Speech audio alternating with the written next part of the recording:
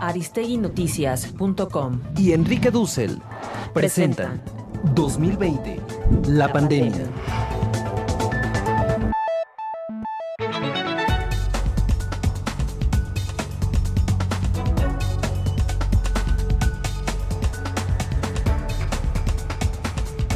Muy buenas tardes, sean todos ustedes bienvenidos a esta edición de 2020, la pandemia. Como ustedes saben, estamos desde casa, estamos ahora en una edición a la distancia, ya fuera del estudio, pero les agradecemos a todos quienes nos siguen en redes sociales. Esta emisión arranca con unos minutos en redes sociales, abierta para que todos ustedes nos sigan y puedan escuchar esta emisión de 2020, la pandemia, estelar con don Enrique Dussel, quien es la figura principal y quien es por seguramente el motivo por el que todos ustedes están sintonizando. Les agradecemos que sigan y estén con nosotros en esta edición de 2020, la pandemia. Hoy hablaremos del virus, del brote epidémico, sobre todo de los efectos en un contexto en el cual había ya una reforma educativa. El doctor Dussel analizará los impactos que está teniendo este brote epidémico, esta pandemia, ya con más de 3 millones de casos confirmados de contagios en el mundo. Y don Enrique, pues lo saludo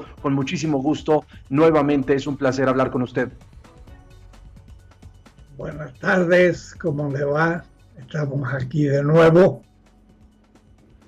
Así es, don Enrique, y pues lo escuchamos porque sé que usted tiene una reflexión acerca de la reforma educativa y sé que pues seguramente tendrá más pensamientos acerca de qué es lo que estamos viviendo, de colapso en todas las áreas que estamos experimentando a nivel global, y que pues es un gusto saludarlo y escuchar el seguimiento a esta cátedra virtual que seguramente, y estoy plenamente consciente de que los que nos han seguido están pues muy satisfechos con lo que usted nos ha compartido en los últimos días, en las últimas semanas, acerca de su perspectiva filosófica y ética de esta pandemia.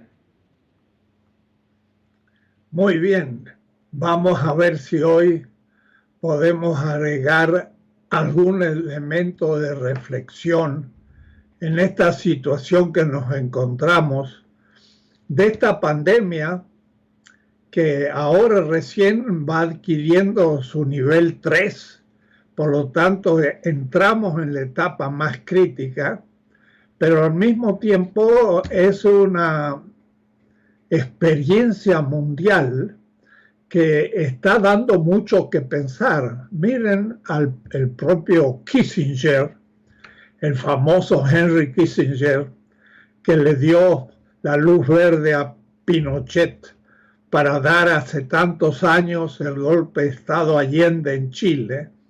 Anteayer acaba de escribir un artículo diciendo que habrá un antes y un después de la humanidad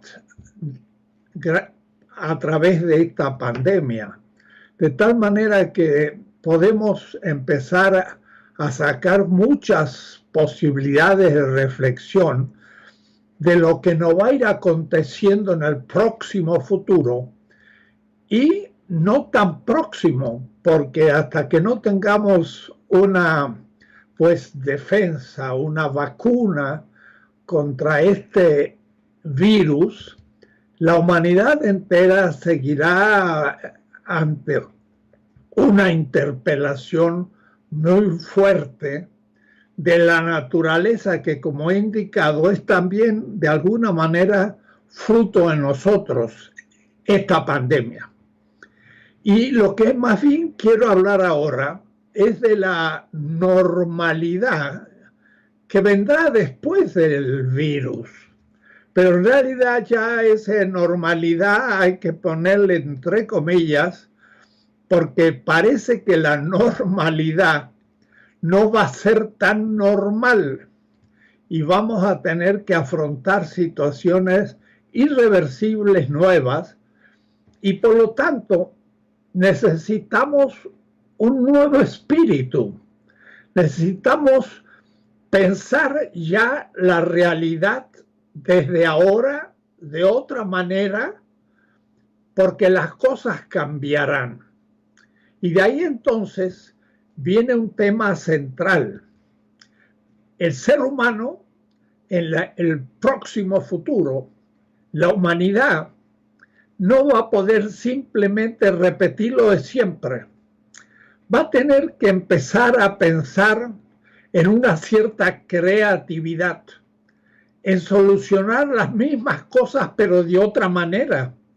Y esa creatividad exige una especie de hombre nuevo, de mujer nueva. Y la pregunta es, ¿cómo podemos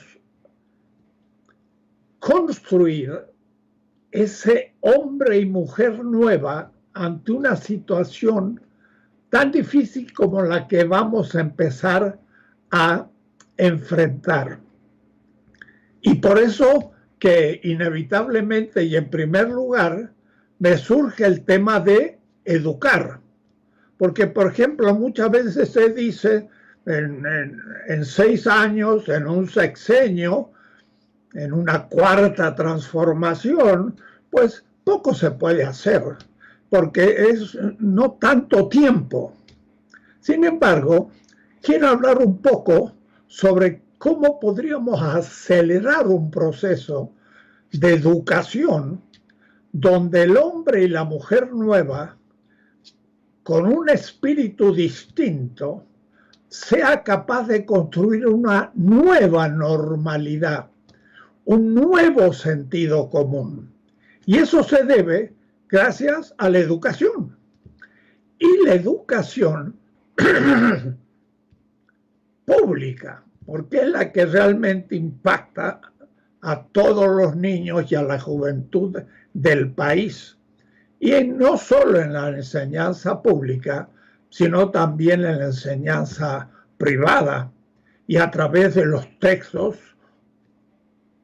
gratuitos, obligatorios, que la gente y los jóvenes pueden ir leyendo.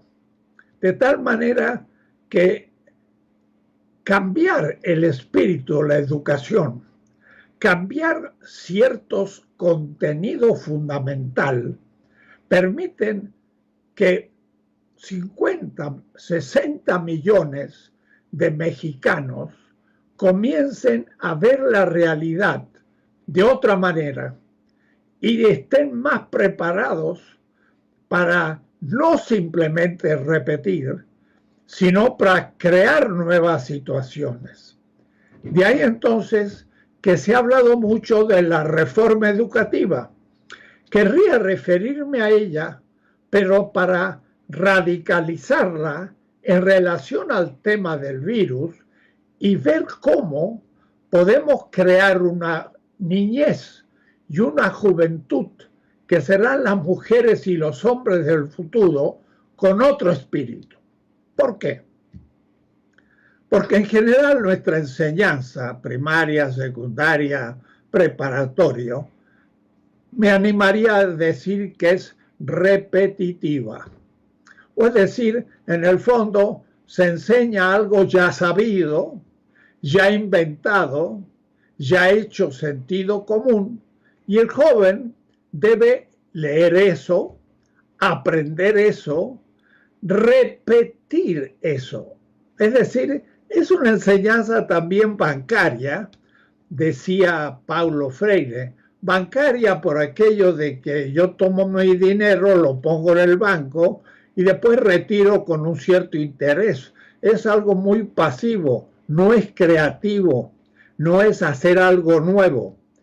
Y nombro de paso a Paulo Freire, que es el gran pedagogo del siglo XX, latinoamericano, brasileño, pero que tiene experiencias en África, en Europa, y que deberíamos tenerlo muy en cuenta en una enseñanza nueva, innovadora, crítica, y digo especialmente crítica, y no simplemente aburrida, repetitiva, como es a veces lo que tenemos. Por eso los niños van a la escuela y la sufren, y el momento más feliz de su estancia en la escuela son más bien los recreos, donde juegan y tendría en realidad que plantearse la enseñanza como un juego para que ellos capten mejor.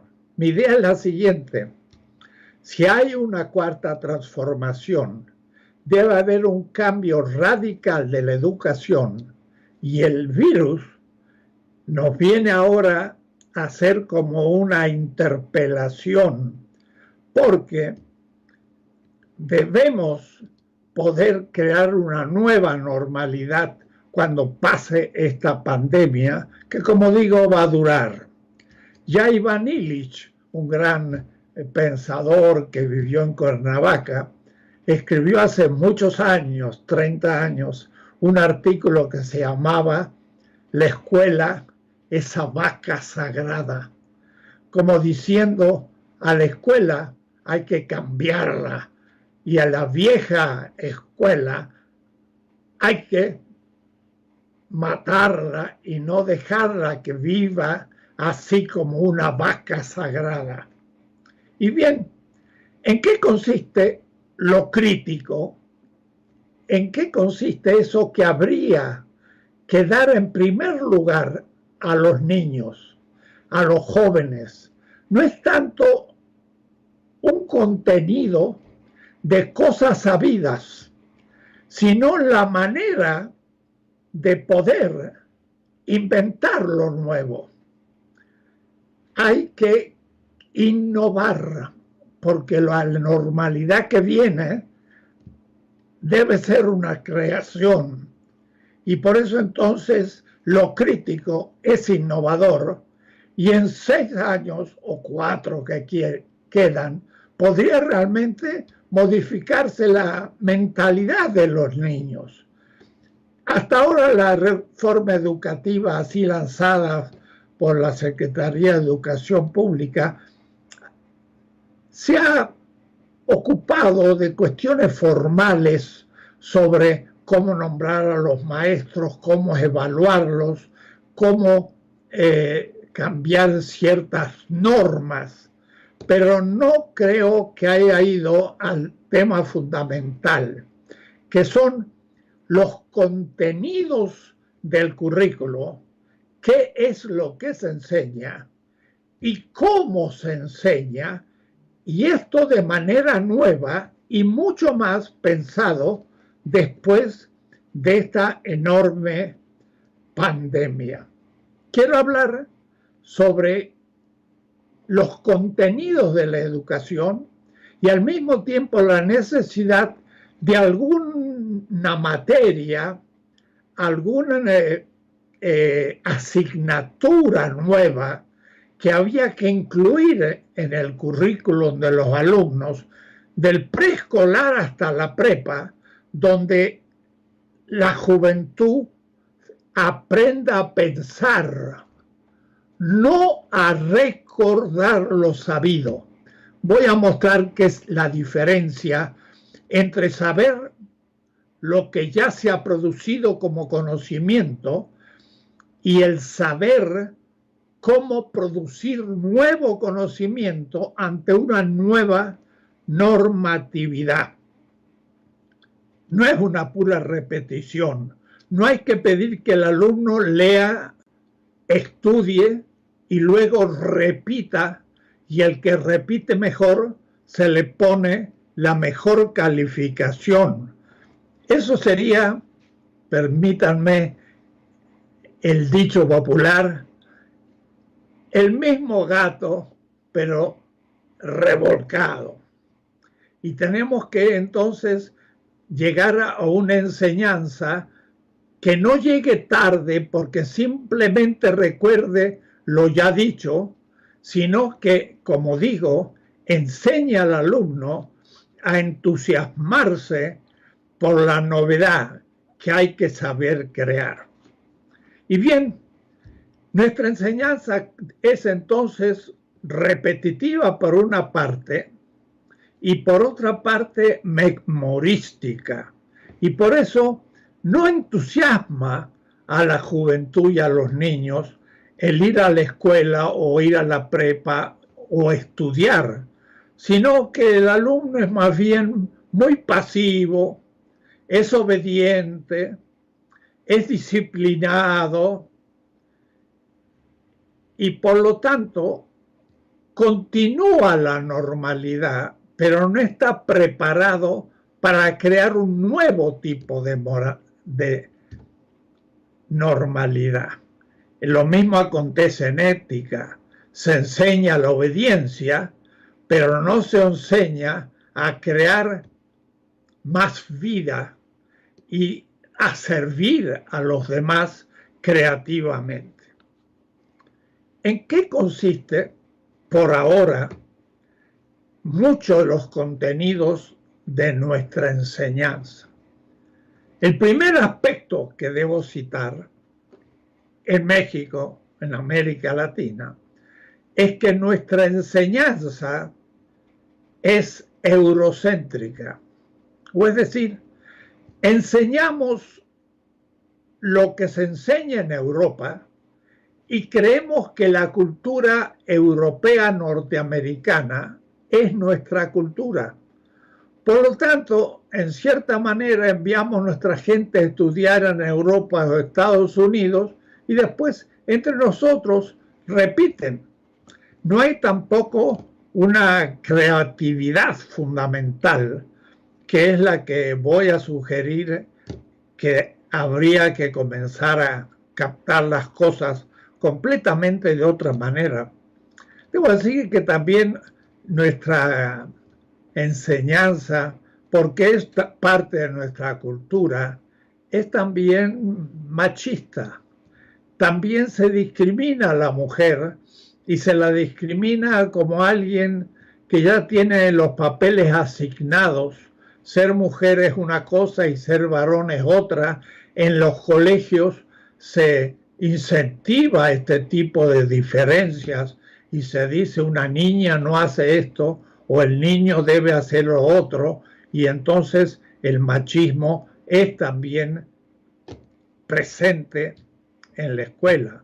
¿Qué decir del racismo, en donde hay escuelas para blancos y para las clases más adineradas, medias, y luego las clases populares, y luego de nuestros pueblos indígenas, está clasificada racionalmente y con desprecio a estas últimas, y esto se deja ver muchas veces en los textos y en la manera de enseñar.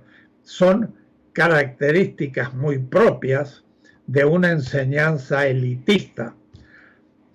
Pero lo peor quizás es que es colonial, o es decir, los 5 siglos en que México y América Latina, pero México muy en especial, fue colonia, y colonia de una España que fue la primer potencia europea que creó colonias, aunque después fue superada por las colonias holandesas, francesas, inglesas y por la hegemonía norteamericana, de tal manera que España quedó en un segundo nivel. Sin embargo, nosotros fuimos educados colonialmente. Era habitual, normal, que el que nos gobernara fuera un virrey, nunca un rey. Nunca elegimos un rey. Se nos puso un virrey que venía de afuera. Y después se produce la emancipación de España, pero España ya no era una potencia y por lo tanto seguimos siendo de alguna manera coloniales, porque la potencia pasó a Francia, a Inglaterra y por último, como dije, a Estados Unidos, y no nos dimos mucha cuenta de que aunque nos habíamos liberado de España, pasábamos a ser neocolonia de Estados Unidos y de las potencias anglosajonas. Esto está en nuestra enseñanza, porque ya iré viendo más en detalle. Es una enseñanza que toma lo europeo como nuestro. Por ejemplo, en historia, decimos la historia se divide en la antigüedad, en la Edad Media y en la Edad Moderna. ¿Dónde estuvo México en la antigüedad? No estuvo, porque la antigüedad es la China, la India, los persas, los griegos, los romanos. No estuvimos en ningún lugar de esos, teníamos otra historia. Y luego, en la Edad Media, ni hablar, es un fenómeno europeo, no tiene nada que ver con nosotros, o es decir, es una historia extraña. Y la modernidad, sí, ahí ya entramos en la modernidad, pero entramos como colonia, entramos como un mundo dominado y seguimos la historia, pero seguimos la historia de Europa y vamos avanzando con la Ilustración y después el siglo XIX, la Revolución Industrial, y hasta estudiamos la Primera Guerra Mundial y la Segunda Guerra Mundial. ¿Quién dijo que la Primera Guerra y la Segunda Guerra fueron mundiales? Fue una guerra europea y 2 veces para ver quién tenía la hegemonía. La tenía Inglaterra, Alemania hackeó la hegemonía inglesa, hizo 2 guerras y al fin fue destruida por Estados Unidos. No fue una guerra mundial, fue una guerra para arreglar la hegemonía del mundo occidental capitalista, y hablamos de guerra mundial. Son maneras de quedar fuera de la historia y aparentar una cierta presencia que nunca tuvimos. De tal Así manera... es, don Enrique, pues, perdone que lo interrumpa. Por supuesto que estas ideas magníficas y la reflexión que hace acerca de la educación, cómo replantearla y los contenidos que debe de tener son esenciales para entender el momento que está viviendo el mundo. Le propongo que después de este corte volvamos con esta continuación de lo que usted estaba planteando, porque es muy clave entender qué sigue en el entorno educativo para el mundo, y claro que vale la pena hacer este alto y tomar esta mirada filosófica. Después del corte volvemos con más de don Enrique Dussel en www.aristeguinoticias.com. 2020 la pandemia. Volvemos.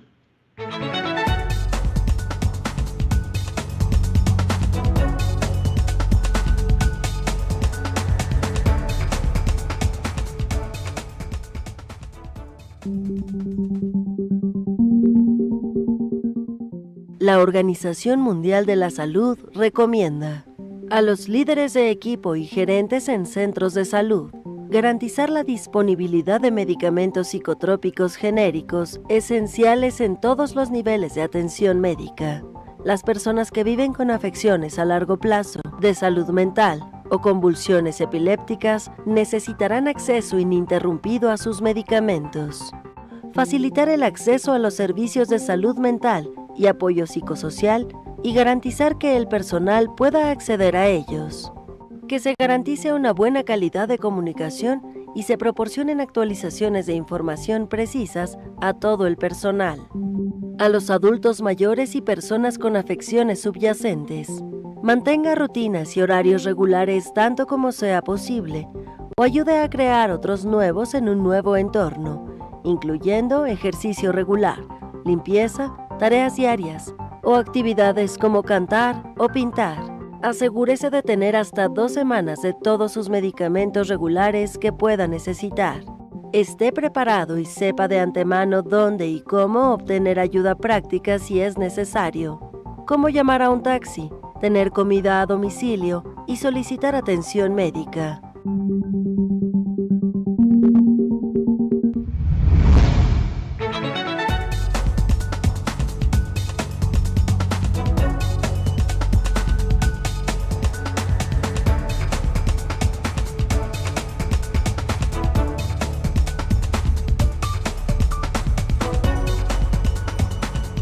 Ya estamos de regreso en esta edición de 2020 La Pandemia y es un placer para www.aristeguinoticias.com contar con la presencia pues estelar de uno de los pensadores esenciales en el mundo, en Latinoamérica, y don Enrique Dussel. Usted ya hacía esta exposición muy clara, muy detallada de cómo se contó la historia y dónde quedó México en ese recuento de la historia, quiénes la contaron, dónde queda México, dónde quedó México y dónde está México parado ahora para replantear su sistema educativo ante esta pues nueva realidad, nueva pues situación que experimenta el país y sobre todo una transformación radical. Usted habla de que se requiere un cambio radical en la educación en México, sobre todo en esta nueva normalidad de la cual ya usted nos ha hablado. Lo seguimos escuchando, don Enrique, con mucho gusto.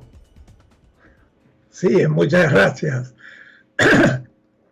Pensando en la normalidad que instaura en cierta manera este virus, debemos pensar en lo que se está llamando, y creo que está muy bien dicho, la nueva escuela mexicana.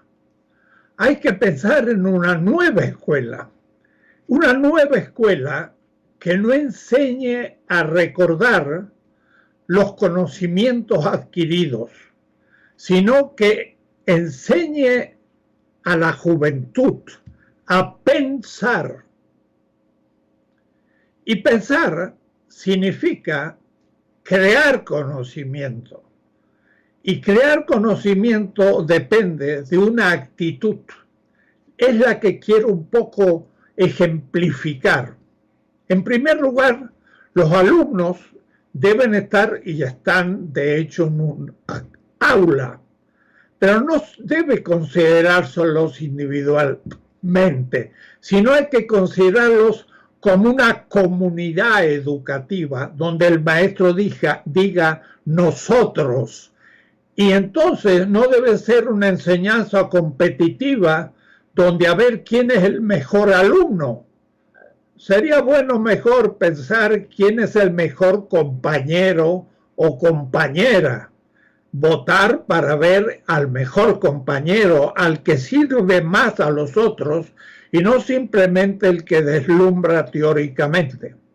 Pero al mismo tiempo es una comunidad con un espíritu de juego o de alegría que debe entender la realidad y no simplemente un libro o un currículo o un programa abstracto que no es concreto ni real. Por ejemplo, en un primer, segundo año, tercer año, a una comunidad de niños y niñas se le enseña historia.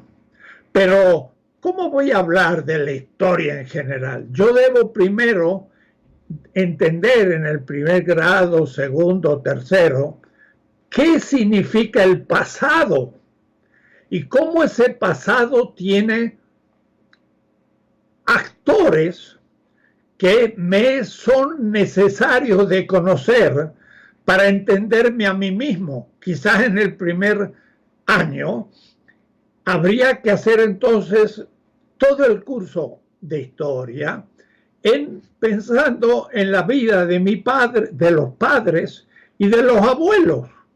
Y entonces el niño iría a preguntarle al abuelo dónde nació y qué es lo que hizo y qué es lo que no hizo. Y entonces, en todo ese año, reconstruir un poco la historia, pero de la familia. Porque en esto había un niño de 6 años que no tiene mucho sentido del pasado. ¿Qué le voy a estar recordando héroes patrios si todavía no entiende muchas cosas? ¿Qué es la patria? ¿Qué es la comunidad? ¿Qué son los héroes? De a poco. En un segundo año, la historia del barrio, del pequeño pueblo, donde hablaría entonces ya y harían encuestas sobre qué fue ese barrio hace 50 años y cómo fue evolucionando. Y entonces la historia sería algo real. Poco a poco iría creciendo y el niño entendería la geografía, decir, bueno, ¿dónde vivimos? Y entonces cada uno que comience a describir su casa, donde vive, y el barrio, las calles o el pueblito, donde está situado la plaza, la iglesia, y ver un poco la geografía dentro de lo que el niño capta y ir creciendo lentamente, de tal manera que la enseñanza no signifique aprender lo ya sabido, sino el ir descubriendo la realidad con ojos propios, y en la comunidad de niños cada uno traería nuevos aportes y construirían los programas. Por ejemplo, si les llega ya el tema de el sistema solar, no decir simplemente el Sol es el centro y la Tierra da vuelta en torno, porque eso es captar algo que ellos no han descubierto, porque nosotros decimos sale el Sol. Quiere decir que la Tierra está quieta y el Sol es el que se mueve.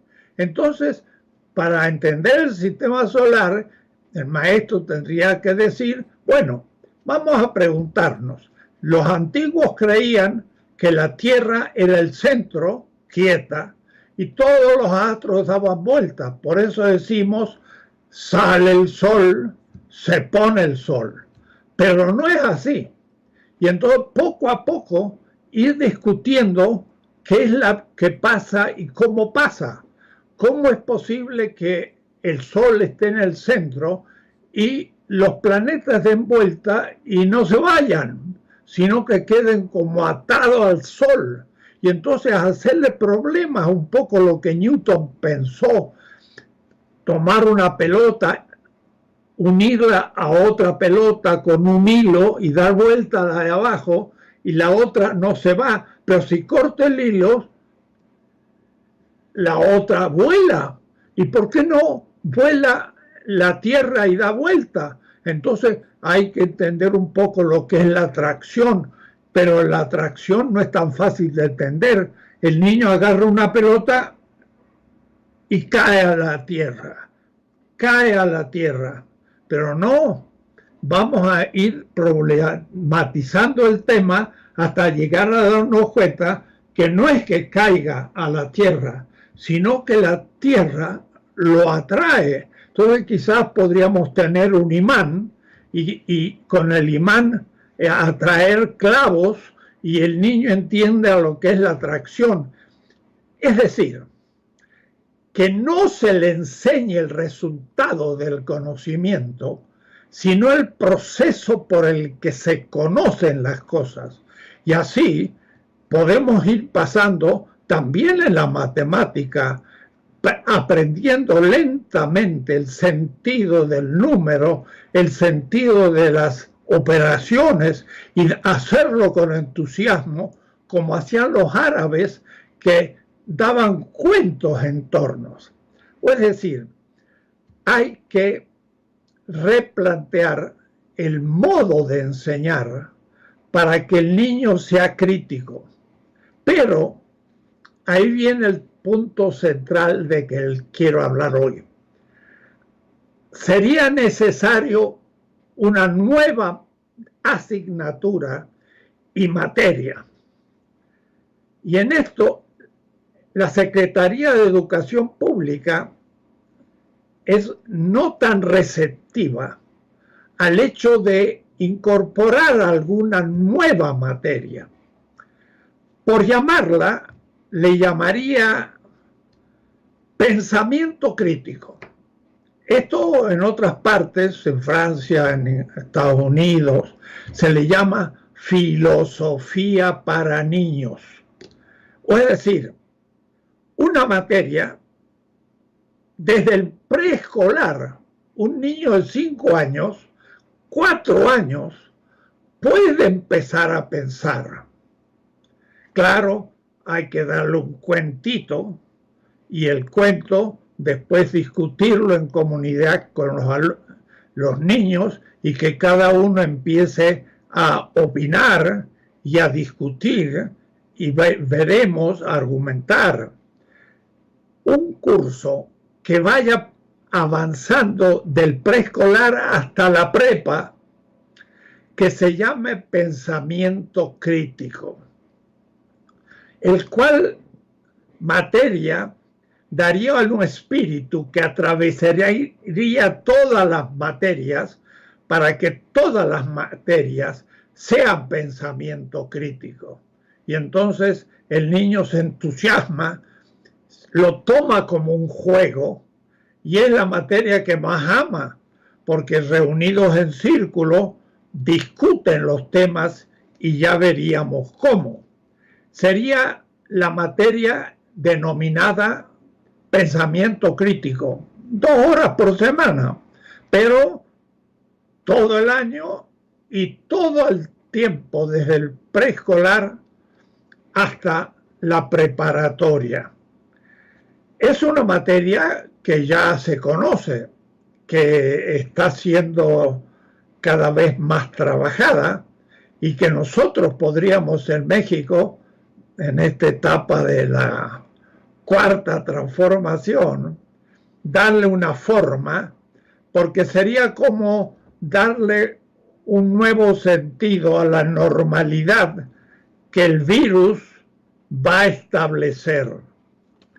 Es la filosofía para niños una experiencia comunitaria donde el niño participa, todos, y cada uno tiene palabras, preguntas que hacer. Por ejemplo, si en un primer año de la escuela primaria, debo decir que esto funciona con pequeñas historias, es 1 o 2 o por semana o por mes, para que los niños vayan escuchando una historia muy simple y luego discutirlas entre ellos y aprender a discutir y sacar conclusiones. Por ejemplo, si yo reúno un primer grado, niños de 6, 7 años, y les digo, miren, en una casa había unos ratoncitos, y estos ratoncitos tenían su guarida y vivían felices. Pero un día llegó un gato y la comunidad tembló ante el peligro del gato y ya no podían vivir como antes y algunos los agarraba el gato y entonces se reunieron los ratoncitos y dijeron, ¿cómo hacemos para defendernos del gato? Y discutieron y llegaron a la conclusión de que le pondrían al gato un sonero, un instrumento, de tal manera que cuando apareciera se escucharía el sonido, ponerle el cascabel al gato. Y entonces, gracias a que le pusieron el cascabel al gato, ya pudieron saber que venía y se salvaron. Una pequeña historia infantil. Luego de relatada, el maestro les pregunta, ¿entendieron la historia? Bueno, comencemos a discutir. ¿Por qué se reunieron los ratoncitos para ver qué harían ante el gato? Y entonces empiezan ellos a decir, yo creo que porque entonces podrían ellos llegar a una mejor solución. Ahora, ¿y por qué llegan a una mejor solución? Y porque si piensa un grupo, muchos juntos, piensan mejor y se les ocurre más ideas. Y entonces uno va discutiendo con los niños esa historia y va descubriendo la significación del trabajo en común, de por qué el gato es peligroso, y uno le pregunta, ¿y por qué el gato es peligroso? Porque come a los ratoncitos. ¿Y es bueno o malo que se coman los ratoncitos? Claro, es una historia. Y entonces los niños van a decir, no, es malo porque mata. ¿Y por qué es malo que mate? Y no, porque hay que respetar la vida. Y empiezan a discutir ellos, y es asombroso. Con 6 años o 7, tienen perfecta conciencia de lo que es el bien, lo que es el mal, lo que es peligroso, lo que es la felicidad, la utilidad de la comunidad, el por qué hay que discutir las cosas en común y una cantidad de conclusiones que cuando uno practica con esos niños, uno empieza a entender. Eso es las bases de los pensamientos filosofía para niños. Y eso entonces filosofía para niños. Crea una actitud en el niño que es la que necesitamos en la nueva normalidad. Así es, don Enrique. En este bloque, ya antes de ir al corte, quisiera yo presentar este video que hace unos días vi, que cae en este punto y es de alguien con quien sé que usted ha convivido, el académico y lingüista Noam Chomsky, quien hace una reflexión sobre este aspecto.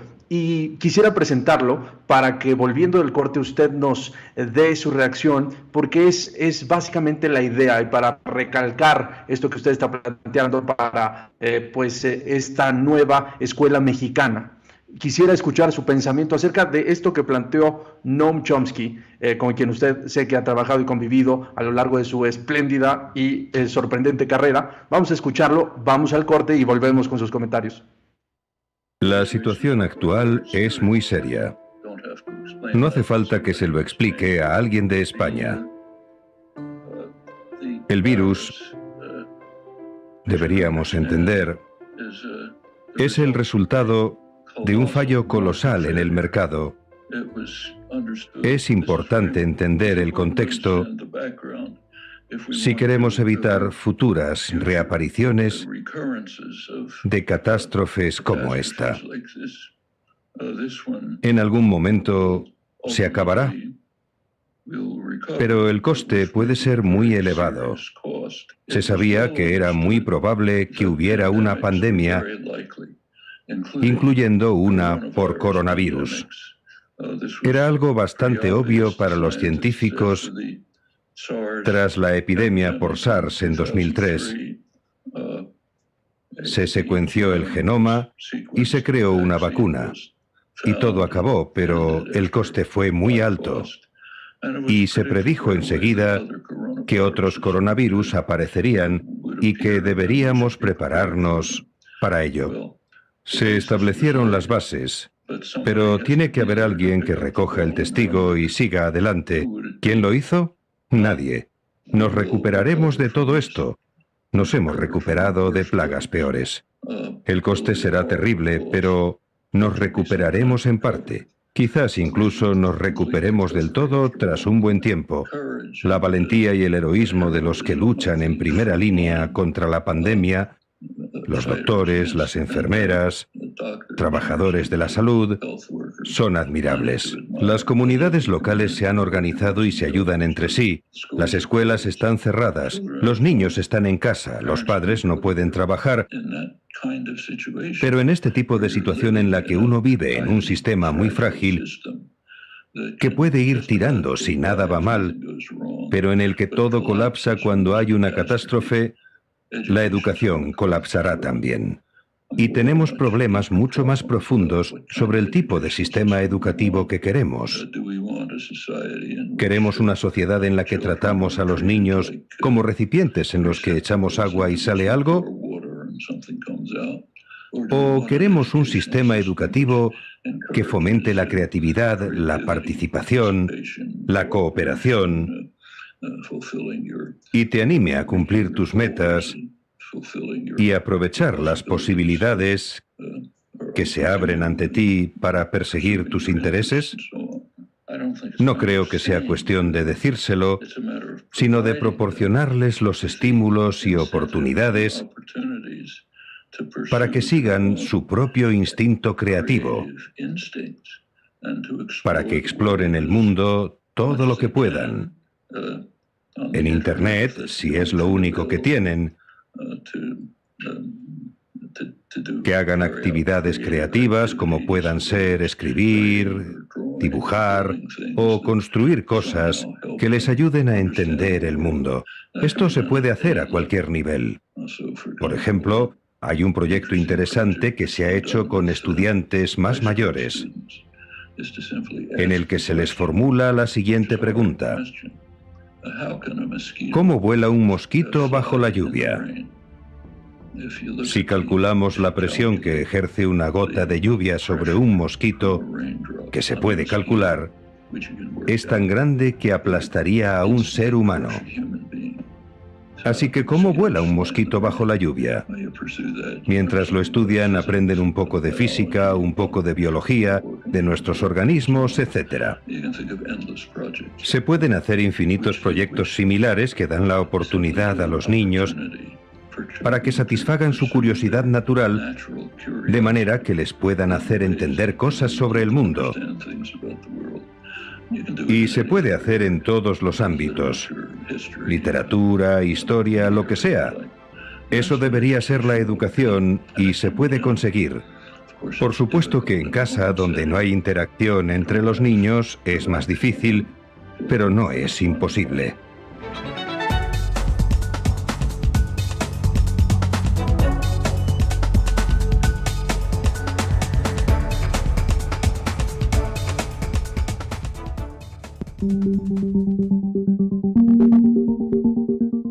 La Organización Mundial de la Salud recomienda a las personas con afecciones de salud: si tienes alguna afección desfavorecida, por ejemplo, presión arterial alta, enfermedades cardíacas, enfermedades pulmonares, cáncer o diabetes, asegúrate de tener acceso a cualquier medicamento que estés usando actualmente. Activa tus contactos sociales para proporcionarte asistencia si es necesario.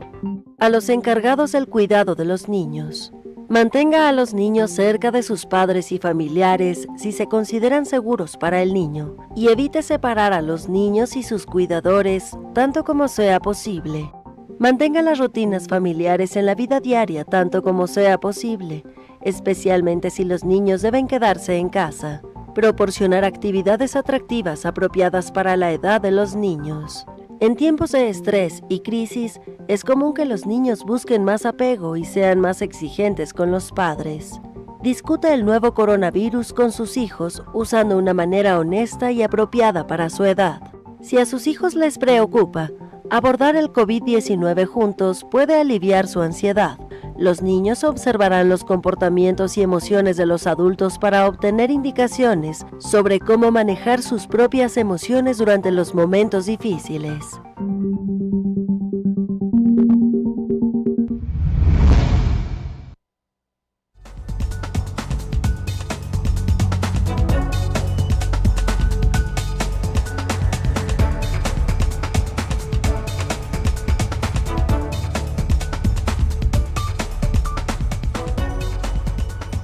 Pues ya estamos de vuelta en 2020 la pandemia, con la presencia estelar, con este privilegio que tenemos de escuchar a don Enrique Dussel y verlo. Y pues, don Enrique, esta idea que usted planteaba de esta materia que propone, una filosofía para niños, pensamiento crítico, es un replanteamiento total del sistema educativo como usted lo propone y lo expone. Lo queremos seguir escuchando, nos quedan unos pocos minutos para cerrar la transmisión, pero le hago una pregunta. En el contexto mexicano, con todas las tensiones internas que vive el sistema educativo y las resistencias que hay dentro del mismo, ¿cómo avanzar en esta idea que es muy clara y que además es sin duda un consenso filosófico? Estábamos escuchando también a Noam Chomsky, con quien usted ha trabajado.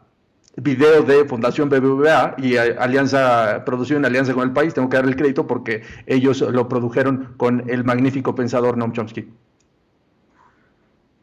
Muy bien, justamente pensando en Chomsky, estuve con él cuando fui profesor en Harvard hace unos años y él estaba en el MIT y tuvimos alguna reunión. Bueno, lo que él dice al final sobre la educación es exactamente lo que yo he puesto un poco más extenso, y es la que propone Paulo Freire como la nueva pedagogía. debo decir, y lo quiero decir muy claro, que la Secretaría de Educación Pública no está muy abierta, y estamos en la cuarta transformación, a adoptar una nueva asignatura que se llame pensamiento crítico o filosofía para niños. Piensan más bien que debe ser un espíritu que atraviese todas las materias, pero no una materia también en concreto. Yo creo que se necesitan las dos cosas, que todas las materias se transformen en materias con un espíritu crítico, pero que haya una que ejemplifique mejor el método.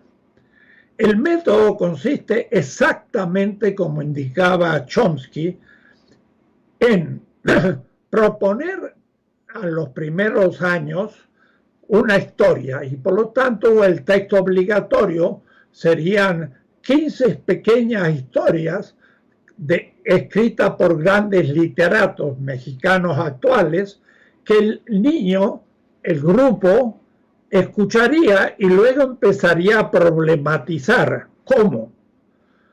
Preguntándose entre ellos y al maestro cada uno de los puntos. Había unos ratoncitos que se reunían, que estaban en peligro porque había un gato y se propusieron ponerle un cascabel.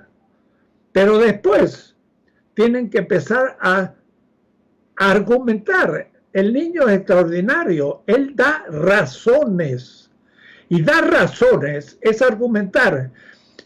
Sería asombroso si yo hiciera una prueba aquí, trajera 5 niños de 6 años contándole esa aventura, y ustedes verían la manera como ellos rápidamente captan el tema y empiezan a hablar y discutir.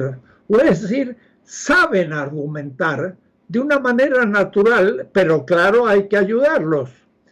Y después, alguno debería también estar en contra, refutar lo que dijo el compañero y dar un argumento en contra, y los niños lo encuentran perfectamente.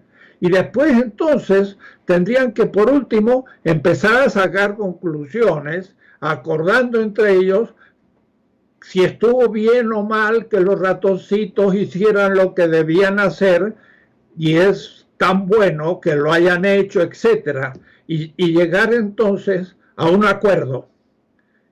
Y el acuerdo es algo que es válido para todo el grupo, y estas experiencias harían que después le preguntaría al profesor de geografía: profesor, ¿por qué estudiamos geografía? Y entonces el maestro diría: porque tenemos que estudiar. No, mira, estamos en el espacio y debemos saber por dónde caminamos, y entonces por eso el maestro debe responder críticamente. Es decir, lo que dice Chomsky es exactamente lo que estoy proponiendo: una nueva juventud que sepa pensar, y la SEP debe aceptar este tipo de nuevos proyectos y no repetir simplemente lo que se ha hecho.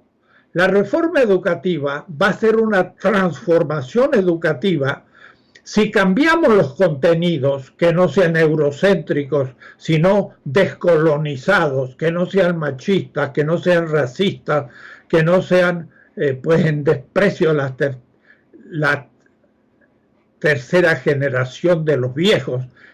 Contenidos que cambien la visión, pero sobre todo que el niño y el joven aprenda a pensar, y cuando piensa distinto, aunque sea equivocado, que sea muy bien calificado por no haber repetido, y no en cambio darle la máxima calificación al que repitió lo que ya se sabía. Eso es lo que está diciendo Chomsky, y eso es lo que quise indicar desde el comienzo. La nueva escuela mexicana de la cuarta transformación debe no reformar la educación, debe transformar los contenidos y la metodología. ¿Se puede hacer? Por supuesto, hay gente. La cuestión es que la burocracia acepte un nuevo espíritu. Es exactamente lo que dice Chomsky, lo que yo hubiera querido indicar. La enseñanza no consiste en saber lo ya producido como conocimiento. La enseñanza consiste en enseñar a pensar, que es descubrir nuevo conocimiento, porque nos enfrenta a una nueva realidad siempre. Y en este momento del virus, la realidad es inesperada, por lo tanto novedosa. Por lo tanto, el que tiene un pensamiento crítico puede descubrir en este caos y en este peligro el futuro. El que simplemente quiere usar lo sabido se encuentra desprotegido. Y si volvemos a lo mismo, después de la crisis del virus, no habremos ganado nada. Pero además, como dice Chomsky, se nos van a venir otros virus más poderosos y debemos estar más preparados a un nivel médico, pero con médicos críticos y con toda una población más en conciencia ecológica, porque la situación que nos encontramos de destrucción de la naturaleza es nunca vista y se acelerará en el futuro. Lo que viene va a ser un mundo mucho más rápido, cambiable e inesperado. Necesitamos una subjetividad creadora, crítica, que miren, una estatua es estable porque está sobre un zócalo quieta.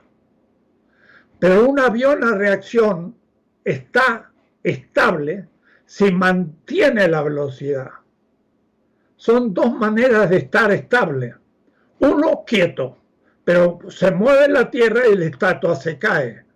El avión va a velocidad y ya no se le mueve la tierra porque está en movimiento. Ese es el pensamiento crítico.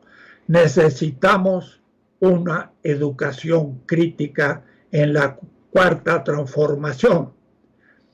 Y si los responsables de la educación no se renuevan, vamos a sufrir las consecuencias, porque inevitablemente tendremos crisis mayores y no estaremos aptos para resolverlo. Va a ser una situación muy importante y es muy creativa. El principio, ya lo enuncié al comienzo, ético. Hay que afirmar la vida y hay que entender el modo crítico de afirmar esa vida y no simplemente de afirmar el aumento de la tasa de ganancia.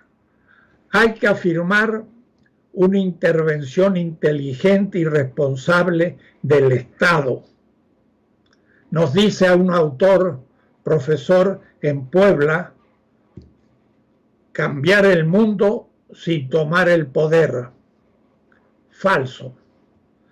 Hay que cambiar el mundo, pero con un poder ejercido por el pueblo, para el bien de todos, pero principalmente para el bien de las víctimas, de los pobres. Y entonces el virus está produciendo víctimas, y bien, es en favor de las víctimas que hay que tener un nuevo espíritu, pero ese nuevo espíritu debe ser conseguido con un nuevo tipo de educación en la nueva escuela mexicana. No podemos repetir lo ya sabido. Así es, don Enrique. Le propongo, porque se nos acabó el tiempo, ya nos queda solo unos segundos para concluir esta emisión de 2020 la pandemia con su presencia estelar, que tal vez hagamos el próximo jueves la parte 2 de esta reforma educativa, de este replanteamiento del sistema educativo, que bueno, yo creo da para varias series. Solo el tema educativo, lo que decía Chomsky además es que, como lo plantea él, ya no hay, por lo menos en el futuro próximo, una idea de la escuela física, de ir a la escuela, aunque las autoridades aquí en México han dicho que pues se volverán todos a la escuela. Hay otras autoridades en otras partes del mundo que dicen que eso se ve muy difícil y que hay un riesgo de un brote nuevo después de ese tipo de reactivación tanto escolar, educativa y económica. Entonces sería buenísimo continuar esta conversación en Reforma Educativa parte 2 la próxima semana, si le parece. Bueno, veremos si el tema da o tomamos otro del mismo tipo, porque hay tantos.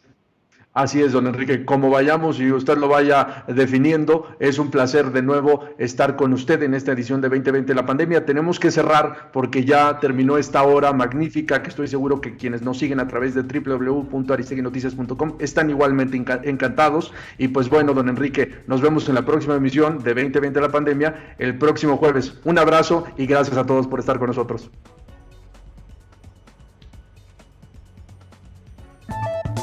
aristeguinoticias.com y Enrique Dussel presentaron 2020, la pandemia.